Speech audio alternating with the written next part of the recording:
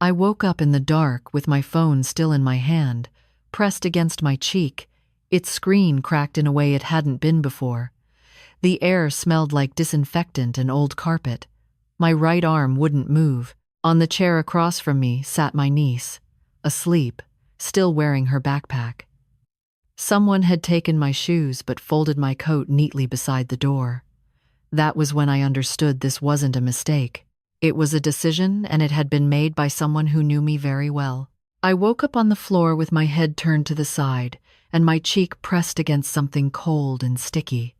For a few seconds, I didn't move. I didn't panic. I just listened.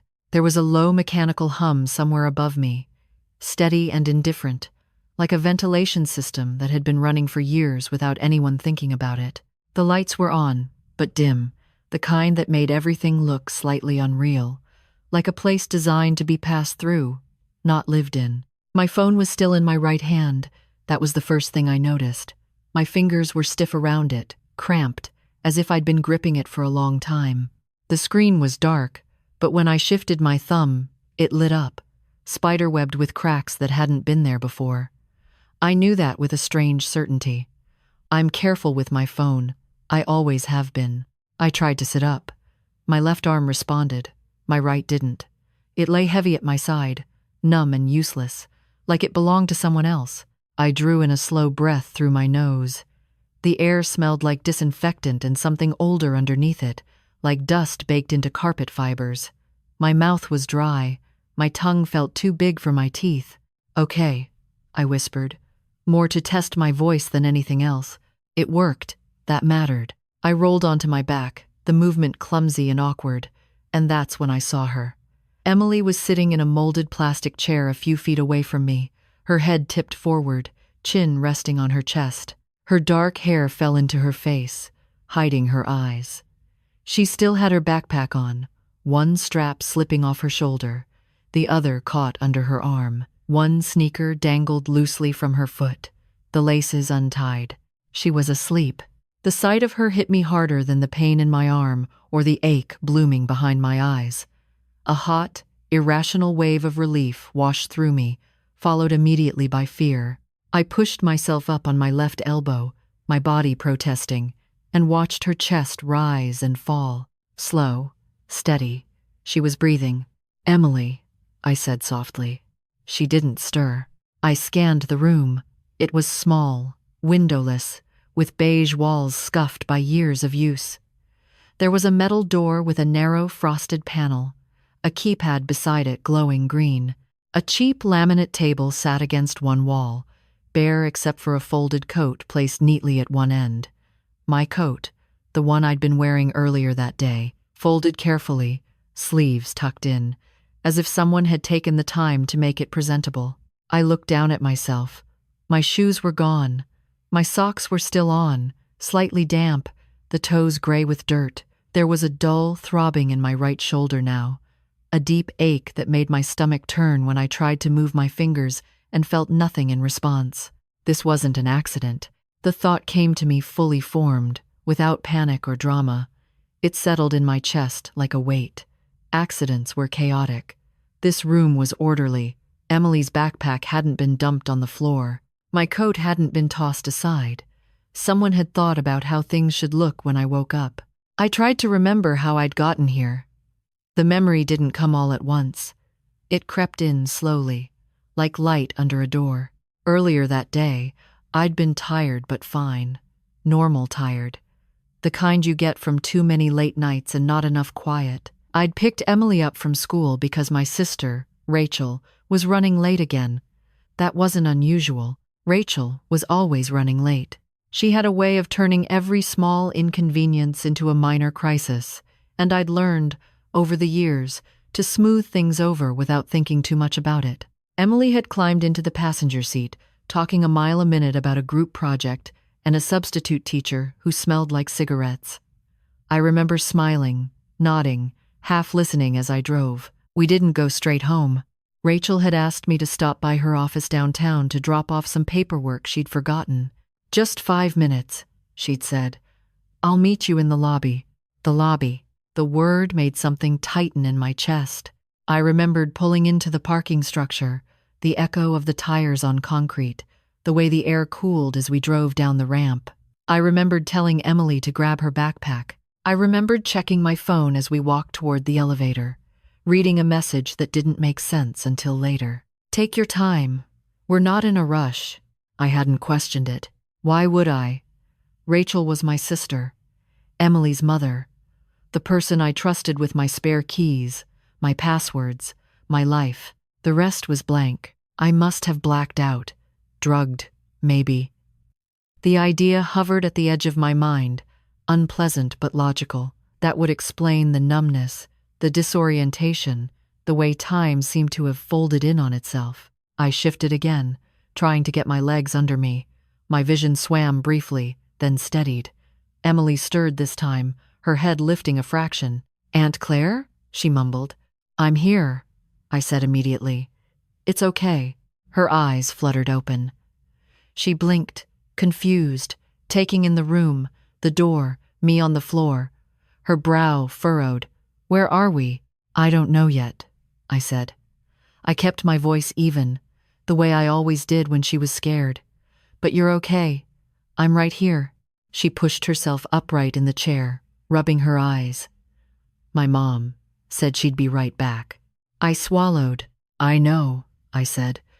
"She probably will be. I can extend one." The lie came easily, too easily. Emily looked down at her backpack, then at my arm. "Why are you sitting on the floor?" "I just needed a minute," I said.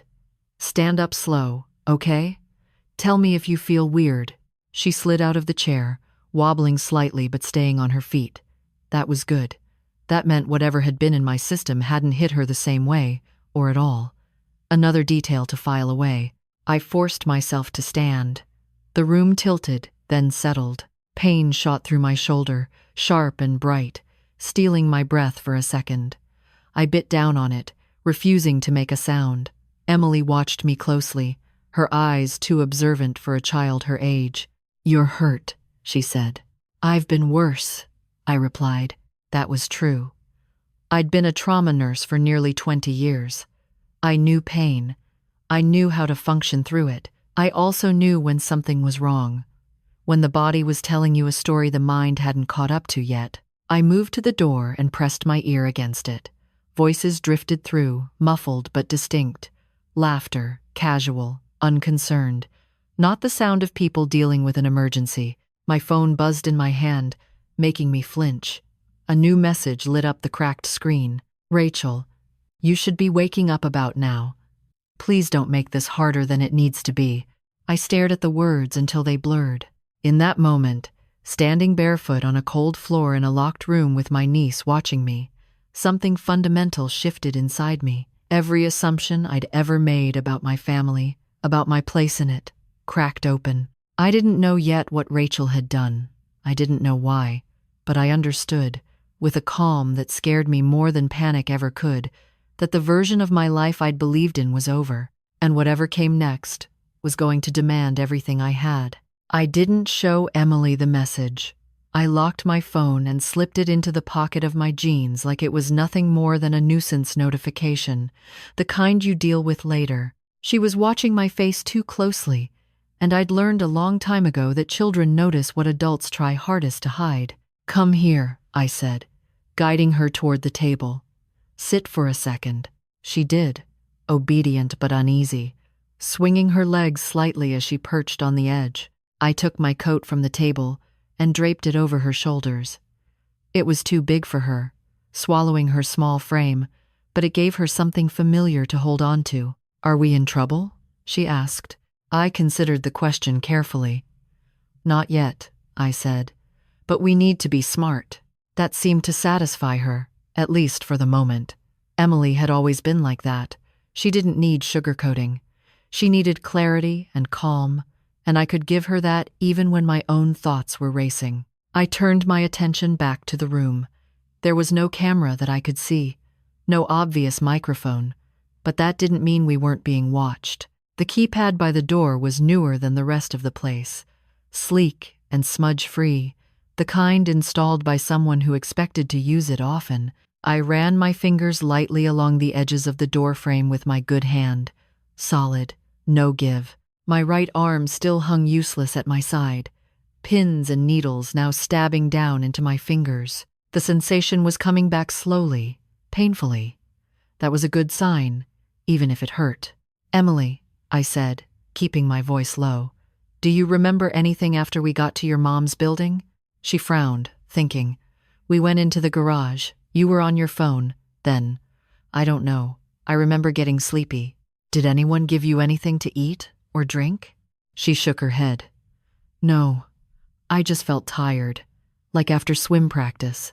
That confirmed what I already suspected. Whatever Rachel had done, she'd been careful. Careful enough to make sure Emily wasn't harmed in a way that would draw immediate attention. That meant this wasn't about hurting her. She was leverage, or insurance. I hated how easily that conclusion came to me.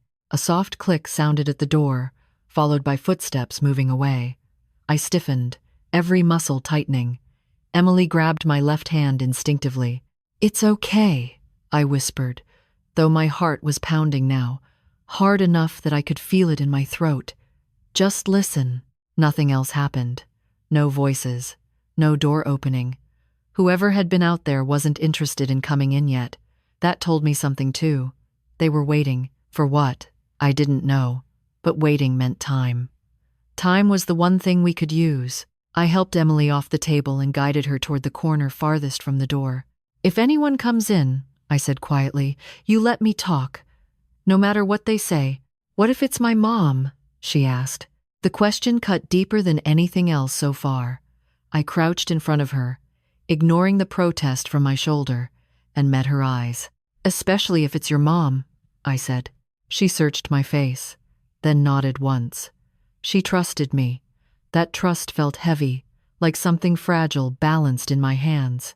I tried my phone again, turning the volume all the way down before checking for a signal. One bar flickered into existence, then vanished. No service. Of course not. This place was designed for privacy or isolation. Another message came through anyway, delayed and compressed. "Rachel, I did this to protect us. You'll understand soon. Protect us." I almost laughed. The word felt obscene in the context of where we were. I typed a response with my left hand, keeping it short. "Where are we?" The typing bubble appeared almost immediately. "Rachel, somewhere safe. For now." For now, I didn't reply. There was no point. She wanted me awake, aware, engaged. She wanted a conversation, not a confrontation. That told me she thought she was in control. I leaned back against the wall and slid down until I was sitting on the floor again, pulling Emily down with me. The coolness seeped through my jeans, grounding me. I closed my eyes for just a second and took stock of my body the way I'd done 1,000 times in emergency rooms. Headache, moderate. Shoulder injury, likely dislocation or severe strain. No bleeding. No signs of concussion beyond the initial disorientation. Emily, alert, mobile, anxious but coherent. We could work with this. Minutes passed. Or maybe longer. Time felt strange in that room, stretched thin. I kept my breathing slow and steady, counting it in my head, an old habit from night shifts when panic had no place to land. Eventually, the door opened. A man stepped inside. He was in his 40s, maybe early 50s, wearing khakis and a navy windbreaker. He looked like someone you'd pass in a grocery store without noticing twice. His expression was polite, almost apologetic. "Claire," he said, as if greeting me in a waiting room. "You're awake. Good." Emily pressed closer to me. I put my arm around her without looking away from him. "Where are we?" I asked again. He smiled faintly. "That's not important right now." "It is to me." He glanced at Emily, then back at me. "She's safe. That's what matters." "You don't get to decide that," I said. His smile faded a little, but he didn't rise to the challenge. "Your sister asked me to check on you. She was worried. I let that sit between us." "She should be." He shifted his weight, uncomfortable now. "Good. She wants to talk to you. When you're ready." "I'm ready now." He shook his head. Not like this. We need you calm. I looked down at my useless arm, then back up at him. You drugged me, locked me in a room, and separated me from my shoes. What part of this makes you think calm is an option? He exhaled slowly. This wasn't my call. That's what everyone says. He didn't argue. Instead, he reached into his pocket and pulled out a small paper cup of water, setting it on the floor within my reach. Drink. It'll help. I didn't touch it. After a moment, he stood. We'll try again later. As he turned to leave, I spoke. If you were really protecting us, I said, you wouldn't need to hide. He paused, his hand on the door. For just a second, something like doubt flickered across his face. Then it was gone, replaced by practiced neutrality. The door closed behind him with a soft click. Emily let out a shaky breath. I don't like him. I know, I said. I don't either. That interaction told me more than any message Rachel could send. She wasn't doing this alone. She'd planned it, delegated it, insulated herself from the worst parts, and she believed, truly believed, that I would eventually see things her way. She was wrong. I pulled my phone back out and typed another message, slower this time, choosing each word carefully. If you think this ends with me agreeing with you, you don't know me at all.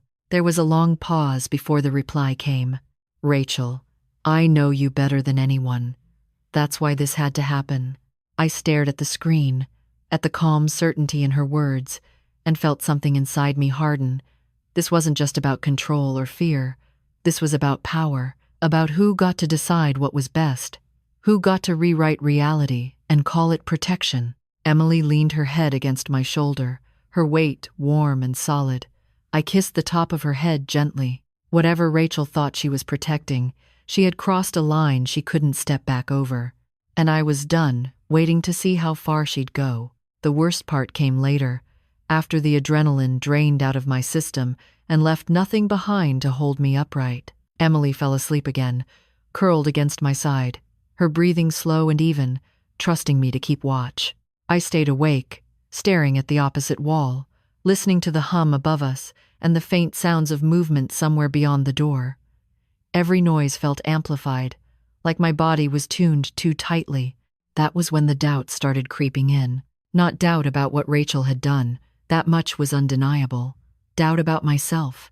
I replayed the past year in my head, turning it over from every angle, looking for the moment where I should have seen this coming.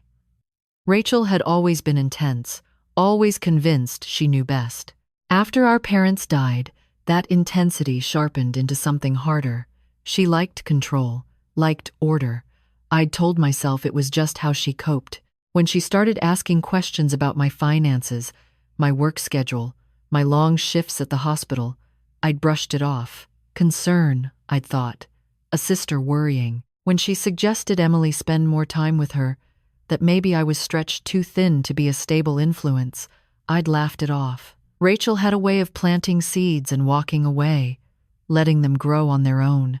Now those seeds were choking me. My arm throbbed steadily, a reminder that my body had been compromised by someone who knew exactly how to do it without leaving obvious damage. I shifted carefully, trying not to wake Emily, and tested my fingers again. They moved, sluggish but responsive. The pain was sharp enough to make my eyes water, but pain meant life. Pain meant circulation. I welcomed it. I thought about the man in the windbreaker, about the way he'd spoken, calm and deferential, as if this were a negotiation rather than an abduction. He hadn't looked like someone enjoying his role. That told me Rachel had sold this to him as something reasonable, necessary, for our own good. That was the thought that made my chest tighten. Rachel didn't see herself as the villain. She saw herself as the only adult in the room. I leaned my head back against the wall and closed my eyes, letting memory fill in the gaps the present couldn't answer. The last real argument we'd had replayed itself with new clarity. It had been over dinner at her house, a casual weeknight thing that turned sharp without warning. "You're exhausted all the time," she'd said, watching me across the table. "That's not healthy, Claire." "It's my job," I'd replied. "People get sick at all hours. They don't schedule it around my comfort." I and Emily? Rachel had asked. She needs consistency, not a rotating cast of babysitters. She has me, I'd said, and she's fine. Rachel had smiled then, the kind of smile that never reached her eyes. That's what you think. At the time, I'd taken it as judgment. Now I saw it for what it was, a line drawn quietly, deliberately. A sharp pain shot through my shoulder as I shifted again, and this time, I couldn't suppress the sound. Emily stirred, her forehead creasing. "Aunt Claire?" she whispered. "I'm okay," I said quickly. "Just sore." She lifted her head, blinking. "Is my mom mad at you?" The question landed heavy between us. I chose my words carefully. "Your mom thinks she's helping. That doesn't mean she is." Emily was quiet for a moment, processing that in her own way. "She gets like that," she said finally, "when she's scared." I swallowed. "Yes," I said. "She does." Emily rested her head back against me. "Are you scared?" The honest answer was, yes, terrified. Not of being hurt, but of what Rachel might do next if this didn't go the way she wanted, of how far she'd already gone without hesitation. But fear wasn't what Emily needed from me. "I'm focused," I said instead. "That's better than scared." She seemed to accept that. Her breathing evened out again, and soon she was asleep. I stayed awake. Time dragged. My phone battery crept downward, the cracked screen dimming despite my efforts to keep it dark. No new messages came through. Rachel was giving me space, or so she thought. In reality, she was giving me time to think, and that was a mistake. I knew systems. Hospitals ran on them. Bureaucracy, hierarchy, documentation. Every action left a trace, even when people tried to erase it. Rachel had used a system to trap me, and systems always had weak points. The door opened again hours later. This time, Rachel stepped inside. She looked the same as always, well-dressed, composed, hair pulled back neatly. If you didn't know the context, you might think she'd just come from a meeting. Her eyes flicked to Emily, then back to me. "Good," she said quietly. "She's sleeping." "You drugged me," I said. I didn't bother lowering my voice. Rachel winced, just slightly. "I sedated you. There's a difference." "For who?" I asked. She sighed and crouched down in front of me, careful to keep her distance. "Claire, listen to me. This isn't how I wanted this to go." I laughed softly. "You say that like there was a version where this was okay." Her expression tightened. "You're not thinking clearly." "I'm thinking very clearly," I said. "Clear enough to know you crossed a line you can't uncross." Rachel shook her head. "You don't see what I see. You're too close to it. Too stubborn to admit you're drowning. It is." "I'm functioning," I said. "I've been functioning my entire life." "At what cost?" she shot back. "You're exhausted. Injured. You put Emily in danger every time you walk into an ER during a mass casualty night. You think that doesn't affect her?" "You don't get to decide that for me," I said. "I do when you won't," Rachel replied. Her voice was still calm, but something sharp lived underneath it now. "I'm her mother, and I'm your sister. I won't watch you destroy both of you because you're too proud to slow down." I stared at her, at the certainty in her posture, the righteousness in her tone. "So you lock us in a room," I said. "Take my phone, take my shoes, hurt me." "I didn't hurt you," she said quickly. "You fell when the medication hit. I told them to be careful." "Them." The word echoed in my mind. "You planned this," I said. "Every step." Rachel didn't deny it. "I planned for you to rest," she said. "For you to finally stop fighting everything." I looked at Emily, asleep and unaware, then back at Rachel. "If you think this ends with me thanking you," I said, "you're more disconnected from reality than I thought." Rachel stood smoothing her jacket. "You'll come around," she said. "You always do. You just need time." She turned toward the door, then paused. "For what it's worth," she added. "I really am trying to protect you." The door closed behind her. I sat there in the quiet that followed. my body aching, my mind racing, and understood something with painful clarity. Rachel didn't see me as an equal anymore. She saw me as a problem to manage. And people who think like that don't stop until they get the outcome they want. I wrapped my arm more tightly around Emily and stared at the wall, already planning my next move, knowing with absolute certainty that the real danger hadn't even started yet. The door didn't open again until morning. I knew it was morning because the hum above us changed pitch, deeper and louder, like a building waking up. Emily stirred beside me, blinking sleep from her eyes, her body stiff from the hard floor. I stretched carefully, testing my shoulder. The pain had dulled into something heavy and persistent, like a warning that refused to be ignored. When the door finally unlocked, 2 people came in. The man in the windbreaker and a woman I hadn't seen before, younger, wearing scrubs under a long coat. She avoided my eyes as she knelt beside me. "I'm going to check your arm," she said quietly. "You'll tell me where we are first," I replied. She hesitated, then glanced at the man. He gave a small nod. "Medical office," he said. "Private building." That was vague enough to be useless, but it told me something. This wasn't an abandoned warehouse or a basement. This was a place that expected legitimate foot traffic. Paperwork, schedules, records. The woman examined my shoulder with efficient, practiced movements. "It's dislocated?" she said. "No fracture. That's good." "You going to put it back?" I asked. She hesitated again. "I can." "Do it," I said.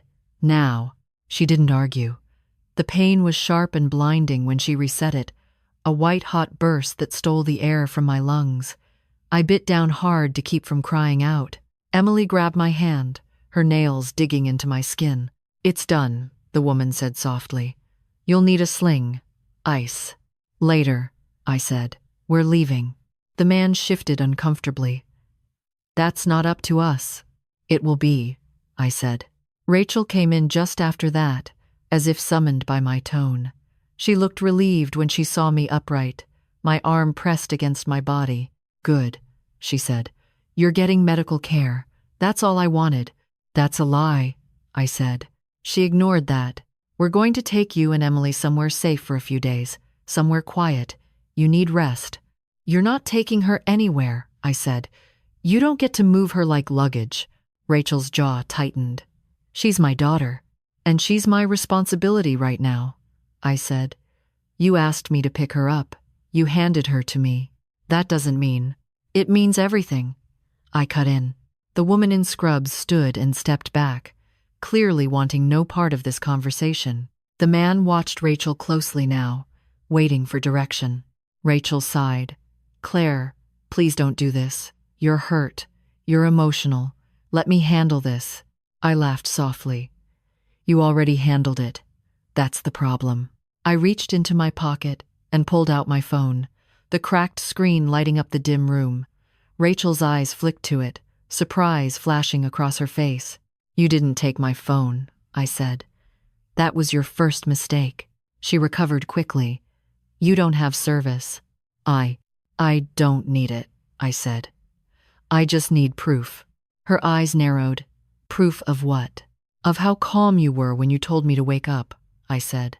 "Of the timing, the messages, the fact that you knew exactly when I'd regain consciousness." Rachel took a step toward me. "You're twisting this." "Am I?" I asked.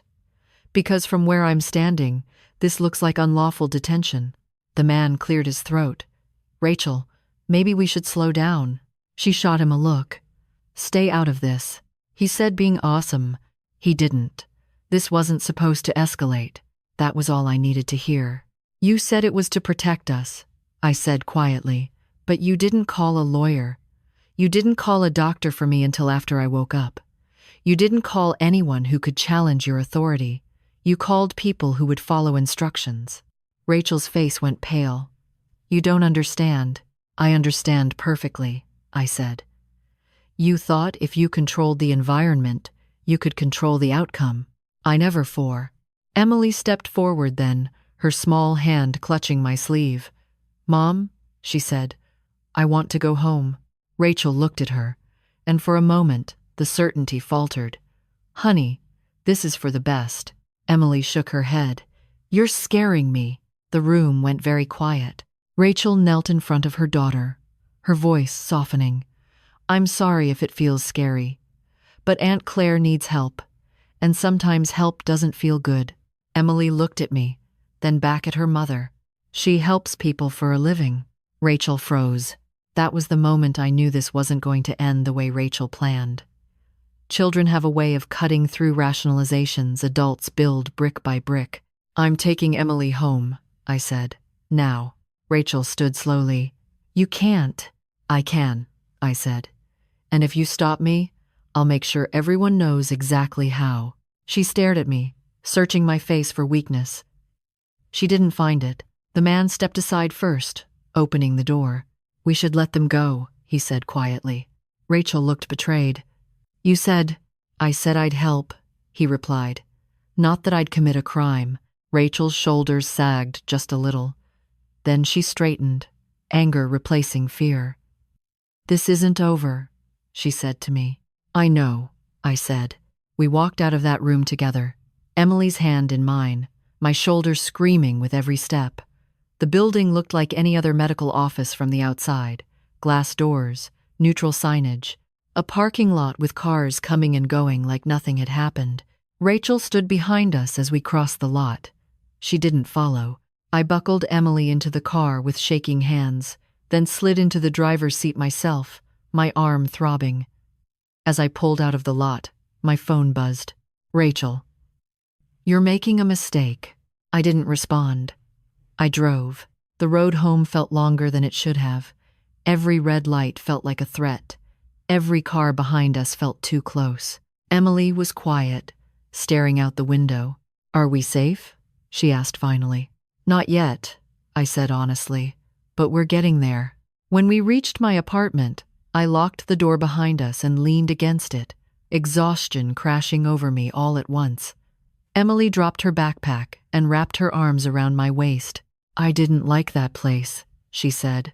"I know," I replied. "Neither did I." I thought about Rachel standing in that parking lot, watching us leave, about the certainty in her voice when she said this wasn't over.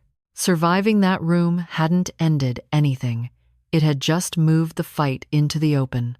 And I had a feeling Rachel wasn't done trying to decide what my life should look like. Once the door was locked and Emily was settled on the couch with a blanket and a glass of water, the silence of my apartment felt too loud. Every sound, the refrigerator cycling on, the distant traffic outside, made my nerves twitch. I sat at the kitchen table, my injured arm cradled against my body, and forced myself to breathe through the ache. We were home, but home no longer felt like safety. It felt temporary, like a pause between storms. This was the part where people think the danger is over, where they tell you to rest, to process, to let it go. But I knew better. I'd spent too many years watching crises unfold in stages to mistake survival for resolution. To understand how we'd ended up locked in that room, I had to rewind further back than the parking garage. I had to look at the quiet shifts that had been happening for months, the ones I'd dismissed because they came wrapped in concern and familiarity. I'd been a trauma nurse for most of my adult life. Night shifts, double shifts, holidays spent under fluorescent lights while other people celebrated. It wasn't glamorous, but it mattered. I liked knowing that when things went wrong, I could step in and make them less wrong. Rachel had always admired that about me, at least on the surface. She told people I was brave, selfless. What she didn't say was that she thought I was reckless. Rachel worked in corporate compliance for a healthcare network. Policies, risk assessments, liability mitigation. She lived in a world of projections and worst-case scenarios, and she trusted numbers more than people. After our parents died, that mindset hardened. She became the planner, the organizer, the one who made decisions and expected everyone else to fall in line. At first, it was helpful.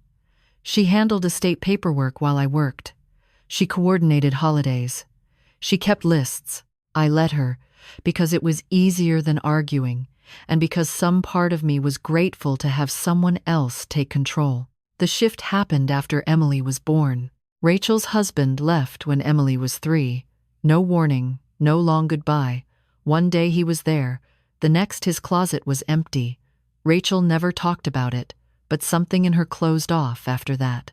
She became hypervigilant, especially where Emily was concerned. Every scraped knee became a lesson. Every missed call became a crisis. When Emily started spending more time with me, sleepovers, weekends, long stretches during school breaks, Rachel encouraged it, said it was good for Emily to have stability. At the time, I thought she meant emotional stability. Now I wondered if she meant observation. The questions started small. How often are you really sleeping between shifts? Do you ever worry about burnout? Have you thought about what would happen to Emily if something happened to you while she was with you? I'd answered honestly. Too honestly. I'd told her about the exhaustion, the nights when I drove home on autopilot, the moments when the weight of other people's emergencies pressed too hard on my chest. I trusted her. She was my sister. I didn't realize she was collecting data. After the incident in the garage, pieces started falling into place with sickening clarity. The way she'd insisted I document my injuries after a minor car accident months earlier, the way she'd encouraged me to see a doctor when I complained about headaches, the way she'd offered to keep copies of my medical records, just in case. I'd thought she was being helpful. I opened my laptop with my good hand and started digging, not into Rachel yet, but into myself. I pulled up my work schedule, my HR file, my incident reports.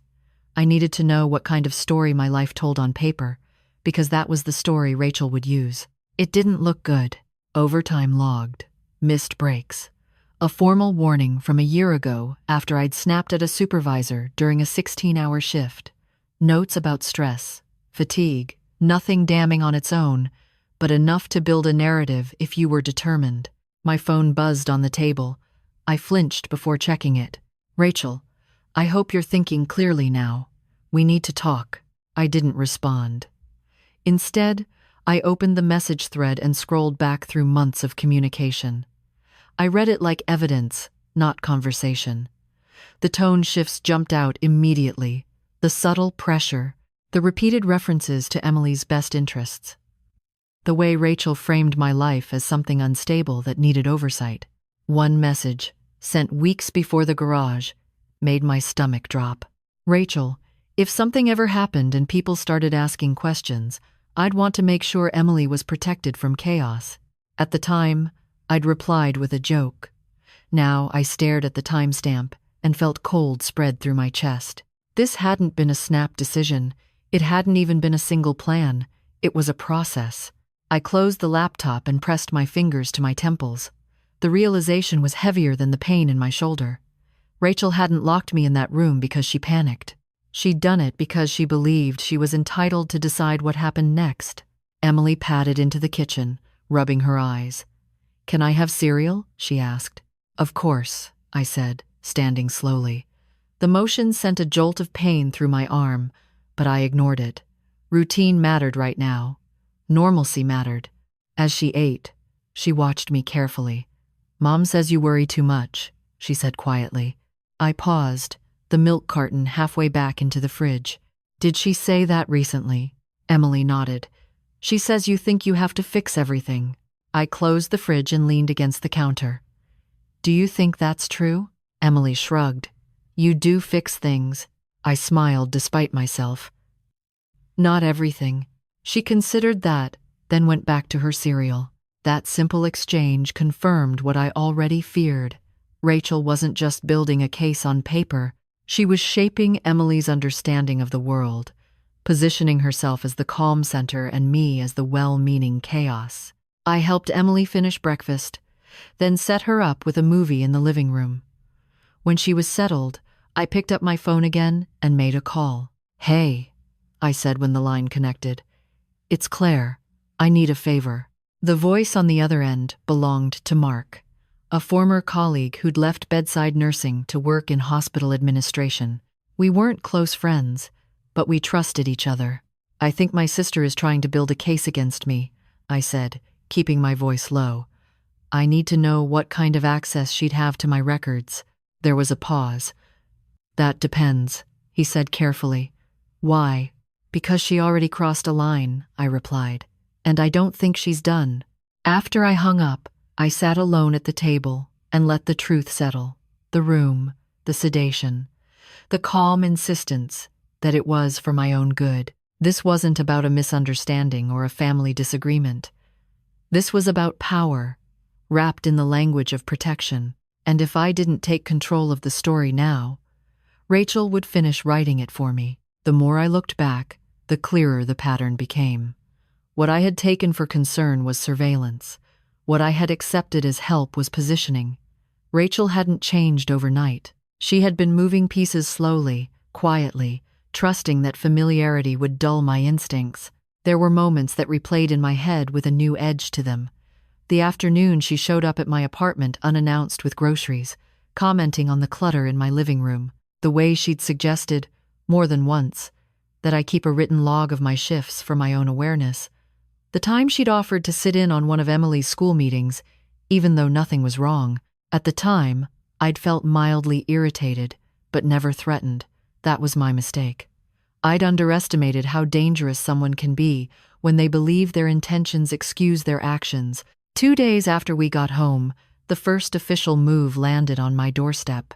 A courier knocked just after noon, handing me a thick envelope with my name typed neatly across the front. My shoulder was still wrapped in a sling, the bruise blooming purple and yellow down my arm, but I took it with steady hands. The return address belonged to a family law firm downtown, one I recognized. Rachel had mentioned them once, in passing, during a conversation about a colleague's custody dispute. My stomach tightened as I opened it. Emergency petition for temporary guardianship. The words stared back at me, cold and clinical. Rachel was claiming that I had placed Emily in danger due to impaired judgment, exhaustion, and untreated stress. The incident in the parking garage was described as a medical episode. My injury was framed as evidence of instability. The room where we'd been held wasn't mentioned at all. I sat down heavily at the kitchen table, the paper trembling slightly in my hand.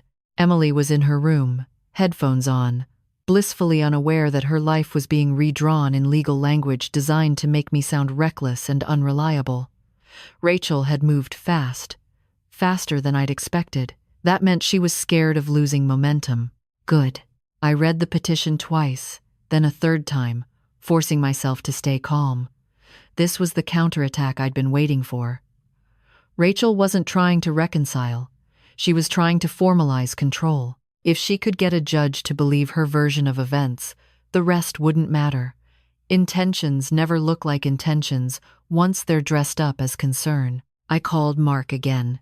She filed, I said when he answered. Guardianship. He exhaled slowly. I was afraid of that. Can she access my records? I asked. Really access them. There was a pause.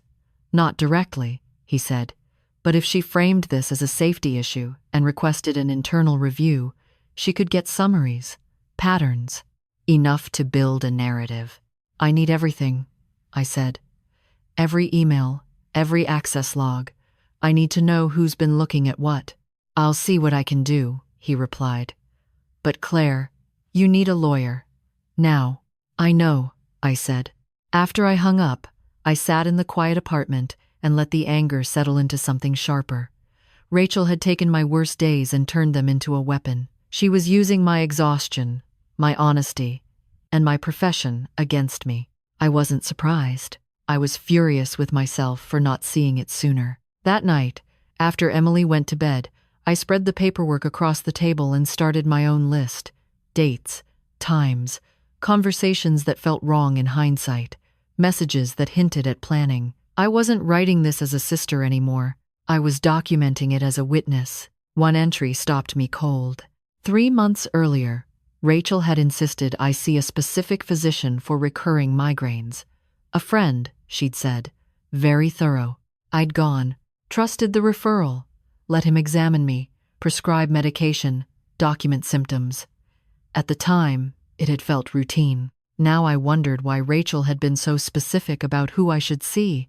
The realization sent a chill through me. I opened my laptop and pulled up my medical portal, scrolling through visit summaries. The language was careful, professional, but certain phrases stood out. Reports high stress, fatigue impacting daily functioning. Recommends monitoring. Monitoring. I slammed the laptop shut and leaned back in my chair, my heart pounding. Rachel hadn't just been preparing one move. She'd been laying groundwork across multiple systems, knowing that once enough pieces were in place, she could push. I thought about Emily's words. "You do fix things." I stood and walked quietly to Emily's room, watching her sleep for a moment, her face relaxed in a way that broke my heart. Rachel claimed to be acting in her best interest. But Rachel had never asked Emily what she wanted. She'd decided. The next morning, I made the call I'd been putting off. "Claire," the attorney said after I explained the situation. Her name was Dana Whitfield, recommended by a nurse I trusted. "What your sister did in that building, do you have proof?" "I have messages," I said. "Timing. Witnesses who let us leave." "That's something," Dana said. "But the guardianship petition complicates things. This becomes a credibility battle, day-to-dater." "I didn't imagine being locked in a room," I said. "I didn't imagine being sedated." "I believe you," she replied. "But believing isn't the same as proving. We need leverage." After we hung up, I sat quietly, staring at my phone. Leverage. That was the word that mattered now. Rachel thought she had all of it. She was wrong. Later that afternoon, Mark called back. His voice was tight. "Claire, I need you to listen carefully," he said. "Someone accessed your internal wellness reports last month. Not officially. It wasn't routed through the usual channels." My grip tightened on the phone. "Who?" "I can't say yet," he replied. "But the access came from a compliance-level account." "Rachel." The confirmation didn't shock me. It clarified. "Can you document it?" I asked. "Yes," he said. "But once I do, this stops being quiet." "That's fine," I replied. "It was never quiet for me. I am Fred." When I hung up, I felt something settle in my chest. A line had been crossed long before the garage, long before the locked room. Rachel had convinced herself she was protecting Emily by controlling me, and she'd used her position, her knowledge, and her access to do it. That was no longer a family matter. It was an abuse of power, and if Rachel wanted to turn this into a formal fight, I was done being unprepared. I started organizing everything: messages, dates, medical notes, access logs, knowing that the truth doesn't shout, it accumulates. Rachel had built her case believing I'd stay on the defensive, apologetic, unsure. She didn't know me as well as she thought, and the more she pushed, the more evidence she left behind. The evidence didn't arrive all at once. It came in pieces, scattered across systems. Rachel assumed no one would ever line up side by side. She'd counted on my exhaustion, my reluctance to escalate, my instinct to keep family matters private. What she hadn't counted on was my professional habit of documenting everything once something didn't add up. Mark sent the first file late that night. No commentary, just an attachment and a single line of text. "You didn't imagine it." The document was a system access log, dry and technical, the kind most people would skim without understanding. I read it slowly. Timestamp, user ID, data type accessed. My name appeared repeatedly over the span of several weeks.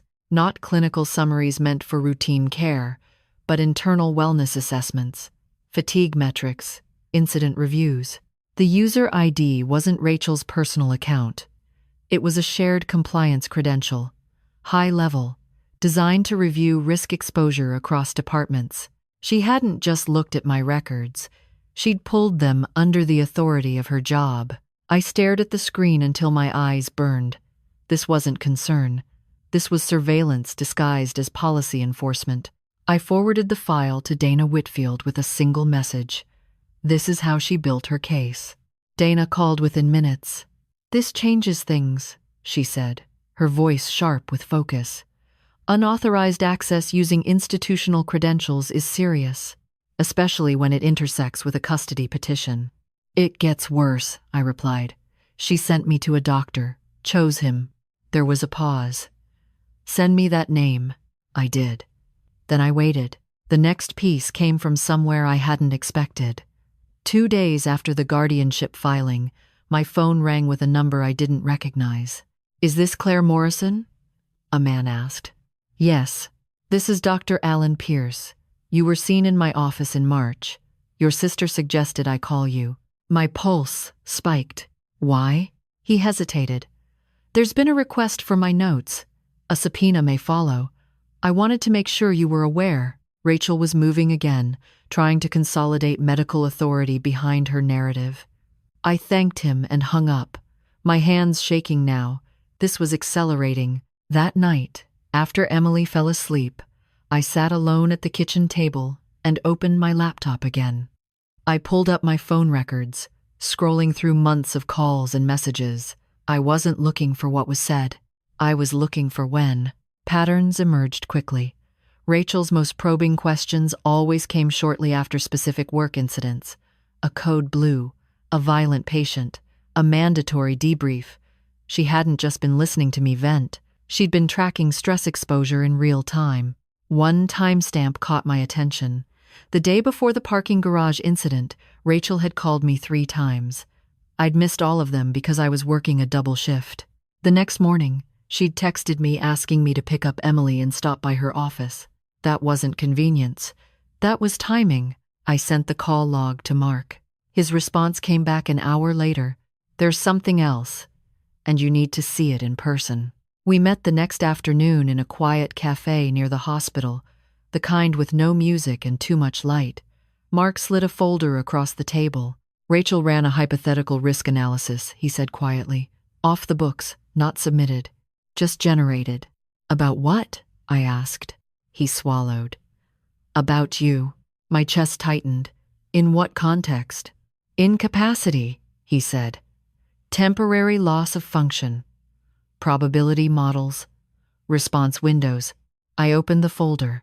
Charts. Percentages. Variables. Shift length. Injury likelihood. Cognitive fatigue. All reduced to neat rows of data.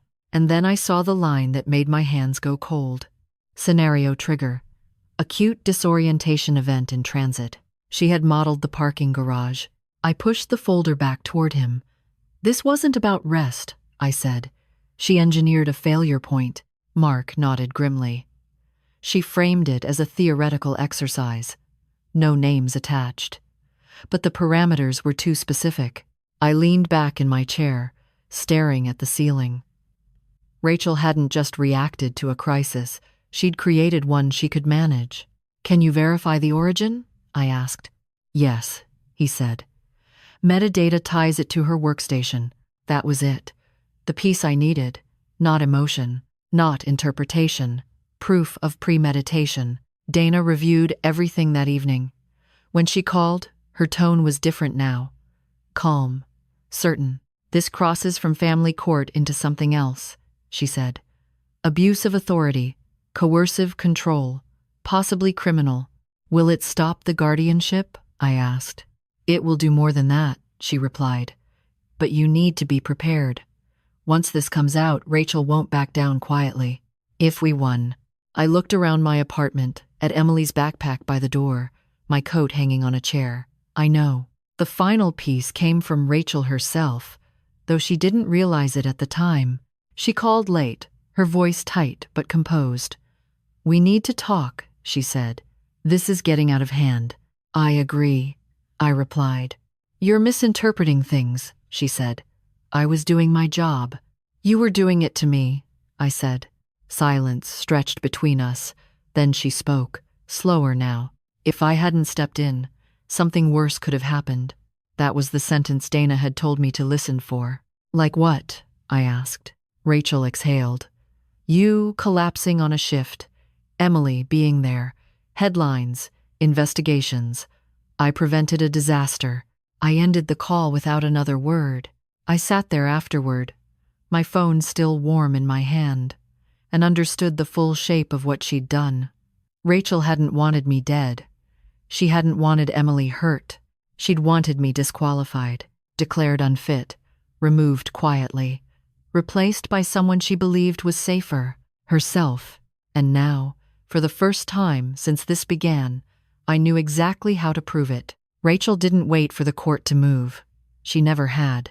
2 days after Dana filed a motion to dismiss the emergency guardianship based on unlawful detention and abuse of authority, Rachel launched her counteroffensive in every direction she could reach.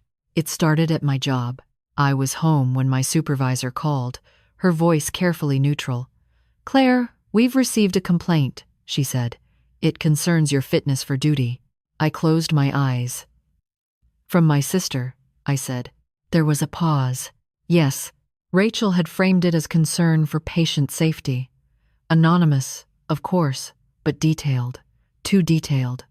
She cited specific incidents, dates, even language pulled from internal debriefs. She questioned my judgment, my reaction time, my emotional stability. She suggested that my personal stress had begun to affect my professional performance. The irony was almost laughable. Rachel had used privileged access to monitor my stress, then used that data to accuse me of being stressed. "I'm on medical leave," I said evenly. "My shoulder is dislocated. I'm not on the floor." "I know," my supervisor replied. "But HR is required to review." "Of course they are." After the call ended, I sat in silence for a long moment. Rachel wasn't trying to win in one arena. She was flooding the field, forcing me to defend myself everywhere at once. It was a classic strategy. Overwhelm until the other side makes a mistake. She underestimated how familiar that terrain was to me. By the end of the week, the school called. The counselor's tone was gentle but probing. "Emily has mentioned being scared lately," she said. "We just want to make sure everything is stable at home." I knew where this was coming from. Rachel had likely contacted them too, planting concern without making formal accusations. Enough to trigger observation. Enough to create a paper trail. "Emily was locked in a room and watched adults argue about her future," I said calmly. "I'd be worried if she wasn't scared." The counselor didn't argue, but I could hear the note-taking through the phone. That night, Rachel sent a message. "Rachel, you're forcing people to take sides. That's not fair to Emily." I stared at the screen, my hands shaking with a quiet fury. "You locked us in a room," I typed. "You don't get to talk to me about fairness." She didn't reply. The next move came through the court. Rachel's attorney filed an amended petition, expanding her claims. Now, she wasn't just seeking temporary guardianship. She was requesting a psychological evaluation. Mandatory. Court-ordered. The language was precise, clinical, and devastating if taken at face value. "She's escalating," Dana said when she called me. "Which means she's running out of time. Or she thinks I am," I replied. Rachel's strategy was clear now. If she couldn't control me physically, she'd discredit me institutionally. If she could label me unstable, everything else would fall into place. My testimony, my evidence, my version of events, all of it would be suspect. That night, I sat alone at the kitchen table again, surrounded by documents, emails, timelines.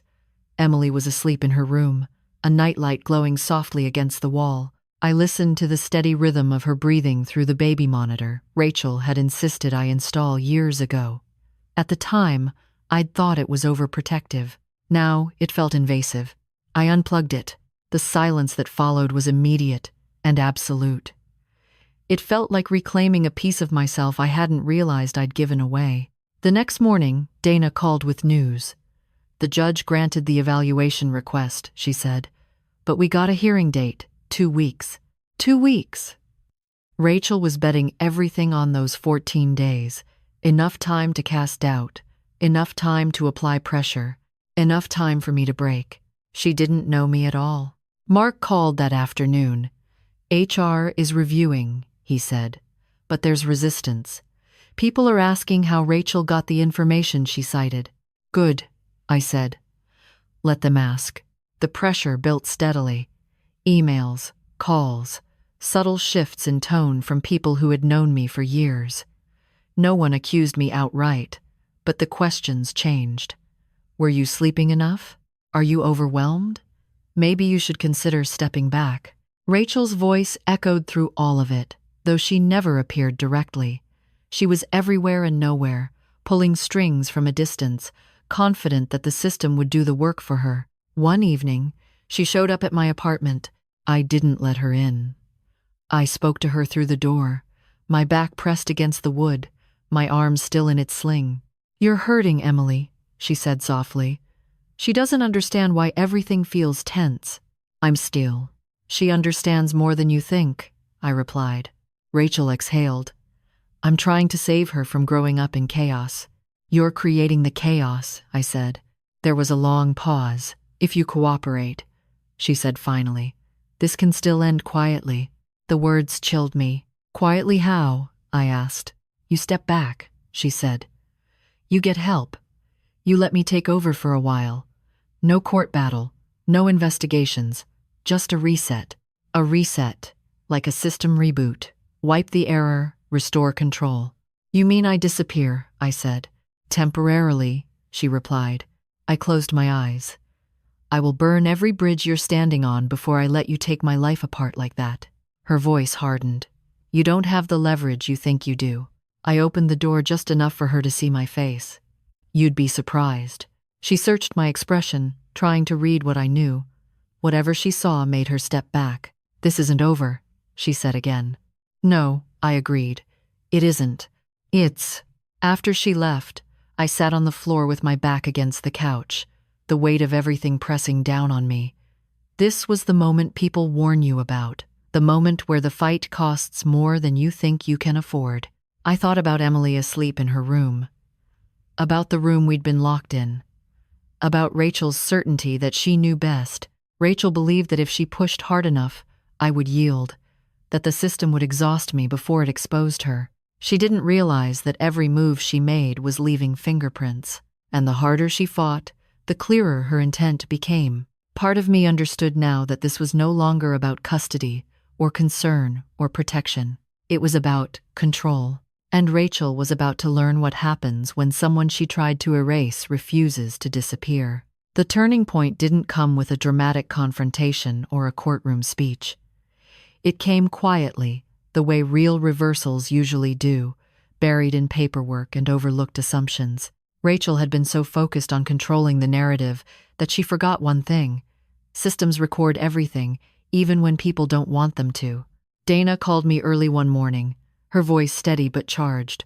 "We have movement," she said, "and it's not coming from family court." I sat up slowly, careful of my shoulder. "From where then?" "From compliance," she replied. "Internal audit opened an inquiry last night." My heart skipped. "Because of the access logs?" "And the risk modeling," she said. "Someone asked why a compliance officer ran hypothetical incapacity scenarios that mirrored a real-world incident involving a family member." I closed my eyes and let out a breath I hadn't realized I was holding. "Rachel? They haven't named her yet," Dana said. "But they know the account, and they know the data wasn't anonymized the way it should have been." For the first time since this started, the pressure shifted. Rachel wasn't just attacking anymore, she was being watched. That afternoon, Mark came over in person. He looked tired, like someone who'd been fielding too many uncomfortable questions. "They pulled server backups," he said as soon as he sat down. "Not just access logs, cached drafts." "Drafts of what?" I asked. He slid his laptop across the table and turned the screen toward me. "Internal memos. Never submitted. Never approved." The file names were clinical and bland, but the content wasn't. Rachel had written outlines, contingency plans, notes to herself about escalation thresholds. One paragraph stood out, highlighted in yellow. "If resistance persists, recommend third-party evaluation to establish incapacity. Ensure incident framed as medical, not procedural." My stomach twisted. "She planned the evaluation before the incident," I said. Mark nodded. "Weeks before." The room felt very still. This wasn't interpretation anymore. This was intent, laid out in her own words. "She thought these drafts were safe," Mark continued. "Local storage, temporary files. She didn't realize the system backs everything up. I almost laughed. Rachel, the compliance expert, undone by the very safeguards she trusted. Dana reviewed the files that evening. When she called, there was no hesitation in her voice now. "This is coercive control," she said. "Abuse of authority, and potentially unlawful restraint." "What happens next?" I asked. "We leverage this," she replied. "Carefully." The next hearing was scheduled for Friday. Rachel would walk into that courtroom expecting to talk about my stress levels, my injury, my supposed instability. She wouldn't be expecting the conversation to pivot. In the days leading up to it, the tone around me changed. HR stopped calling. The school counselor emailed to say Emily seemed more settled. Subtle shifts, but noticeable. Word was spreading, quietly, the way it always does in institutions, when something feels off. Rachel didn't reach out again.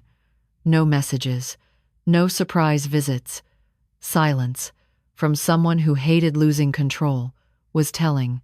The night before the hearing, I couldn't sleep. Not from fear, but from anticipation. I replayed the last year in my mind, not with doubt this time, but with clarity. Every question Rachel had asked, every suggestion she'd made, all of it fit together now. In the morning, I dressed carefully, choosing comfort over appearance. My arm was still in a sling, but I held myself upright. Emily stayed home with a friend, spared from the courtroom drama. This wasn't for her to witness. Rachel was already there when we arrived. She looked composed, as always, her attorney beside her. When she saw me, her eyes flicked briefly to my arm, then away. She didn't smile. The hearing began as expected. Her attorney spoke first, outlining concerns about my capacity, my workload, my injury. He painted a picture of a well-meaning but overwhelmed aunt, someone who needed support, not responsibility. When it was Dana's turn, she stood slowly. "Your Honor," she said, "before we address capacity, we need to address conduct." The judge raised an eyebrow. "Go on." "It's a not a splay." Dana submitted the exhibits, access logs, draft memos, risk models, Rachel's internal notes, projected onto the screen for everyone to see. The courtroom grew quiet. Dana spoke clearly, deliberately. This petition was not filed in response to an emergency. It was the culmination of a plan. A plan created by a compliance officer who used institutional access to monitor, model, and ultimately engineer a scenario designed to discredit my client. Rachel's attorney objected, his voice sharp. "Speculation." "Not speculation," Dana replied. "Documentation." The judge leaned forward, studying the screen. "Miss Morrison," he said, addressing Rachel, "did you create these documents?"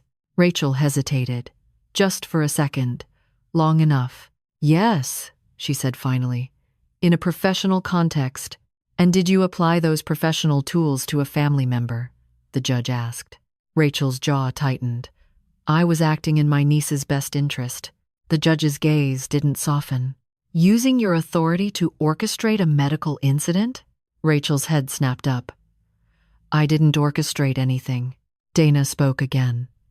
"Then perhaps you can explain why the incident in the parking structure aligns precisely with a modeled acute disorientation event you drafted weeks earlier." Silence. For the first time, Rachel looked unsure. Not panicked, not angry, just uncertain. The judge turned to her attorney. "I'm going to need time to review this." "Isway," he paused, then added, "in the meantime, the emergency guardianship petition is denied." A quiet murmur rippled through the room. "And," the judge continued, "this matter is being referred for further review." Rachel stared straight ahead, her hands clenched in her lap. Outside the courtroom, Dana placed a hand on my shoulder. "This isn't over," she said softly. "But it just changed direction." I nodded. I knew that look on Rachel's face. It wasn't defeat yet. It was calculation. She'd lost control of the story, but she hadn't accepted the ending. I thought the hearing would be the end of it. Not the end of the conflict, but the end of the mystery. I thought I finally understood what Rachel had been trying to do. And why. Control, disqualification, removal. It all made sense in a grim, logical way. I was wrong. The real truth didn't come from the court or the compliance investigation. It came from a place Rachel never expected me to look, because she never imagined I'd survive long enough to question it. 3 days after the hearing, Dana called me again.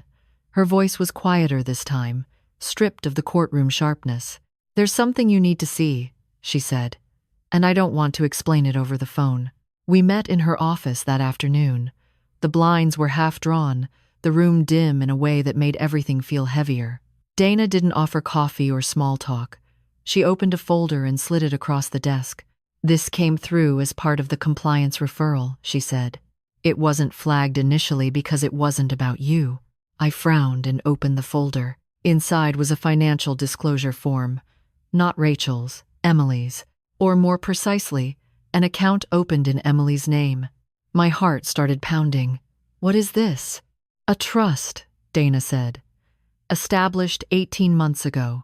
Rachel is listed as the managing custodian in the event of temporary or permanent incapacity of the supervising adult." My mouth went dry. "What funds?" Dana met my eyes. "Your parents' estate." I stared at her. "That was settled years ago. The primary assets were," she said, "but there was a secondary investment account. Long-term, low visibility. It matured last year." I flipped through the pages with shaking hands. Numbers blurred together, but one figure stood out clearly. Just over $3 million. I felt like the floor had dropped out from under me. "She couldn't access it directly," Dana continued. "Not without triggering legal review. But if you were declared incapacitated, and Emily was placed under her guardianship, she could manage it, move it, reallocate it." "For Emily," I whispered. Dana's expression didn't change. That's how it was framed. The room felt too small, too quiet. Every memory of Rachel's concern, her urgency, her insistence on planning, twisted into something darker. "This was never just about Emily's safety," I said slowly. "No," Dana replied. "It was about authority over assets. I'm Zevin." I pressed my fingers into my temples, trying to breathe. "She didn't want me gone. She wanted me irrelevant." Dana nodded. "If you were removed as a decision-maker, quietly and cleanly, there would be no fight, no scandal, just a transition." Images flooded my mind. Rachel's calm certainty, her insistence that this could end quietly, the way she talked about resetting things. She wasn't trying to destroy me. She was trying to bypass me. All at once, details I hadn't questioned before snapped into place. The financial questions she'd asked after our parents died, the way she'd volunteered to help manage paperwork, her sudden interest in long-term planning once Emily started spending more time with me, and the timing. The trust had matured the same year Rachel escalated. "You said the room wasn't mentioned in the petition," I said. "Neither was the sedation." Dana nodded. "Because it wasn't meant to be examined. It was meant to create a data point, a documented incident of instability." I closed the folder, my hands trembling. "She didn't plan for me to die." "No," Dana said. "She planned for you to be disqualified. The locked room, the medication, the staged confusion, the controlled release, all of it designed to look like a medical event, not an abduction, something that could be explained away if anyone asked too many questions." Rachel had believed she could manage the risk the same way she managed compliance issues at work. Identify the variable, contain it, redirect the outcome. I was the variable, and Emily was the justification. I drove home in a fog, barely registering traffic or time. When I walked into the apartment, Emily was at the table doing homework, her brow furrowed in concentration. She looked up and smiled. "Hi," she said. "You're back early." "It's Creation's a video." I sat across from her and watched her write for a moment, my chest tight with emotion. This was who Rachel claimed to be protecting. This child, this life. "Emily," I said carefully, Did your mom ever talk to you about money? About grandma and grandpa? She shrugged. She said there was something for college, that she'd take care of it. I nodded slowly. Did she ever say I shouldn't be involved? Emily hesitated. She said you had too much to worry about already. I swallowed hard. That night, I lay awake staring at the ceiling, replaying everything again with this new lens. Rachel hadn't acted out of panic or fear alone. She'd acted out of entitlement, a belief that because she understood systems, she understood people, a belief that she deserved control because she could justify it. She had wrapped greed in concern and called it protection. The next morning, Dana filed a supplemental motion, not about guardianship, about fiduciary misconduct. The fallout was swift. Rachel was placed on administrative leave pending investigation. The trust was frozen. Oversight transferred to a neutral third party. For the first time, she was locked out of the systems she had relied on to feel powerful. She called me that night. You went too far, she said, her voice tight with something close to panic. You did, I replied. I was doing what was best, she insisted. For Emily, for the future. You never asked Emily, I said. And you never trusted me. Silence stretched between us. You think this makes you right? She asked. No, I said. It makes the truth visible. She hung up without another word. I sat there afterward, my phone still in my hand, and felt something settle inside me. Not relief, not victory, clarity. Rachel hadn't been protecting Emily from chaos. She'd been protecting her access to power, and the moment that power was threatened, the mask had slipped completely. The fight wasn't over yet, but now I knew exactly what it was really about, and so did everyone else. The consequences didn't arrive all at once. They came in layers, uneven and unsatisfying in the way real accountability often is. There was no dramatic arrest, no public spectacle that made everything feel clean. Instead, there were emails, formal letters, quiet meetings behind closed doors, the kind of fallout that happens when institutions try to correct a problem without admitting how badly they let it happen. Rachel's administrative leave became an internal investigation. The language was careful, stripped of emotion. Possible misuse of credentials, conflict of interest, failure to disclose personal involvement. The words were heavy, but they stopped just short of calling it what it was. At work, I was cleared to return once my shoulder healed. HR sent a polite apology, framed as a misunderstanding. No one said my sister's name out loud. They didn't need to. The absence said enough. The guardianship petition was formally dismissed a week later. The judge's written opinion was blunt in a way that surprised me. He cited lack of good faith, misuse of authority, and a concerning pattern of coercive behavior. He stopped short of recommending criminal charges, but he didn't shield Rachel either. Dana read the ruling to me over the phone. This will follow her, she said. Quietly, but permanently. What about Emily? I asked. The trust remains frozen, she replied. A court-appointed trustee will manage it until Emily is an adult. Rachel has no access. I closed my eyes and let that sink in. Emily was protected, not by Rachel's control, but by distance from it. Rachel didn't call for a while after that. Weeks passed. The silence felt strange after months of constant pressure, like standing in a room after a machine finally shuts off. At first, I stayed alert, waiting for the next move. Then slowly, cautiously, I began to believe there might not be one. Emily noticed the change before I did. You're not jumpy anymore, she said one afternoon as we sat on the couch watching a movie. You don't keep checking your phone. I smiled faintly. Guess I'm learning to relax. She nodded, satisfied. Children don't need explanations.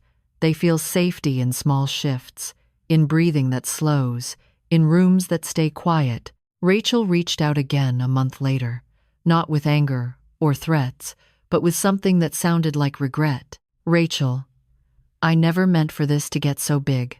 I stared at the message for a long time before responding. It was always big, I typed.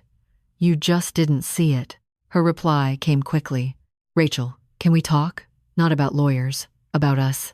I thought about Emily asleep down the hall, about the room we'd been locked in, about the trust documents, the risk models, the calm certainty with which Rachel had tried to erase my authority over my own life. "No," I typed. "We can't." There was no response after that. I heard through family friends that Rachel had resigned before the investigation concluded, that her professional reputation took a quiet but irreversible hit. She wasn't disgraced publicly, but the doors she once walked through easily were now closed. Compliance is a small world. People remember. Some of our relatives tried to intervene, to soften the edges, to encourage reconciliation. "She's still your sister," they said. "She was under a lot of stress." I listened. I nodded. I didn't argue. Then I declined. Because forgiveness doesn't require proximity, and understanding doesn't erase harm. Rachel had crossed a line not out of impulse, but out of belief. A belief that she knew better than anyone else, and that the ends justified the means. That belief doesn't disappear just because it's challenged. Emily started therapy a few weeks later, not because something was wrong, but because something had happened. She drew pictures of rooms with no windows, then gradually stopped. She slept through the night again. She laughed more easily. The tension she'd been carrying loosened its grip. One evening, as I tucked her into bed, she asked, "Is Mom mad at you?" I considered the question carefully. "I think your mom is dealing with the consequences of her choices," I said. "That's different from being mad." Emily nodded, thoughtful. "I like it better when it's quiet." "Me too," I said. I didn't celebrate what happened to Rachel.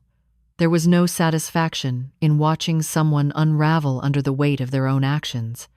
There was grief, instead. Grief for the sister I thought I had. Grief for the trust that couldn't be repaired. Some nights, when the apartment was dark and still, I let myself feel it fully. The sadness, the anger, the sense of betrayal that lingers even after justice, however incomplete, is served. But I also felt something else. Relief. For the first time in a long time, my life belonged to me again. My decisions, my pace, my relationship with Emily, unfiltered and unquestioned. I changed my routines, cut back on overtime, took a position that paid slightly less, but demanded less of my body and mind. I didn't do it because Rachel had been right. I did it because I finally had the space to choose. Emily and I started new traditions: Saturday pancakes, evening walks, small rituals that anchored us to the present instead of the past. We talked about her mom when she wanted to. We didn't when she didn't. Rachel remained on the edges of our lives, a name we didn't say often, a presence defined by absence. That was a boundary I held firm, not out of punishment, but out of necessity. People think justice looks like closure, like a door slamming shut. In reality, it looks like this: a slow reclaiming, a careful rebuilding, an understanding that some relationships end not with a fight, but with clarity. Rachel believed power came from control, from managing outcomes and people like variables in a system. She was wrong. Power comes from the ability to walk away when someone tries to take your life apart and call it love. And that was a lesson I intended to keep. People ask me now how I knew something was wrong. They expect a dramatic answer, some moment where alarms went off and everything became obvious. The truth is quieter than that. I didn't know all at once. I felt it in pieces. A question that lingered too long, help that came with conditions, concern that didn't leave room for disagreement. We're taught to trust family, to assume love means safety. That belief runs deep, and it's hard to let go of without feeling like you're betraying something sacred. For a long time, I told myself that Rachel's control came from fear, that if I just reassured her enough, it would ease. I was wrong. Fear doesn't always want reassurance. Sometimes it wants authority. When I look back at that locked room, the part that stays with me isn't the fear or the pain. It's the calm, the deliberate way everything had been arranged. My folded coat, Emily's backpack still on her shoulders. The assumption that I would wake up confused and accept whatever explanation was offered. That calm told me everything I needed to know about how far Rachel had already gone. Survival isn't always dramatic. Sometimes it's quiet refusal. Sometimes it's noticing the small things and deciding they matter. I didn't fight my way out of that situation with strength or anger. I did it by paying attention, by documenting, by trusting my own perception when someone tried to tell me it was wrong. Emily doesn't remember every detail, and I'm grateful for that. What she remembers is that we left, that we came home, that the world eventually felt steady again. Children don't need explanations for adult cruelty. They need consistency. They need to know that when something feels wrong, the people they trust will act. I didn't win anything. I didn't come out of this stronger in some heroic way. What I gained was clarity about my limits, about my boundaries, about the kind of love that doesn't demand surrender. Rachel once told me that systems exist to protect people from chaos. She believed that if she controlled enough variables, nothing could go wrong. But people aren't variables. They don't fit neatly into models or risk assessments. And when you try to reduce them that way, you lose sight of their humanity. I forgave Rachel in my own time, quietly, without telling her, not because she asked, and not because she deserved it. I forgave her because carrying her choices with me would have meant letting them continue to shape my life. Forgiveness doesn't mean access. It doesn't mean reconciliation. It means release. There are days when I miss my sister, or at least the version of her I thought existed. I let that grief be what it is. Grief doesn't require resolution to be valid. It just needs honesty. Emily is growing older now. She asks questions about trust, about responsibility, about why adults sometimes hurt each other while insisting they're doing the right thing. I tell her the truth in ways she can understand, that good intentions don't cancel harmful actions, that love isn't proven by control, that she's allowed to say no, even to people who claim they know best. My life is quieter than it used to be. I sleep more. I work differently. I pay attention to my body in ways I didn't before. None of that came from fear. It came from choice, and choice feels different when it's truly yours. If there's one thing I've learned, it's this. The most dangerous betrayals rarely come with rage or cruelty. They come wrapped in concern, in reason, in calm voices that tell you this is for your own good. If you're ever in a situation where someone insists you surrender your voice for your own protection, listen to that discomfort. Don't rush to explain it away. Don't assume you're overreacting. Pay attention to the small details. They're usually the most honest part of the story. I didn't survive because I was brave. I survived because I refused to disappear quietly, because I trusted my own reality when someone tried to rewrite it, because I chose boundaries over blood and clarity over comfort. Emily and I are building a life that belongs to us, not defined by what we escaped, but by what we chose afterward. That's not revenge. It's not justice in the dramatic sense. It's something better. It's freedom.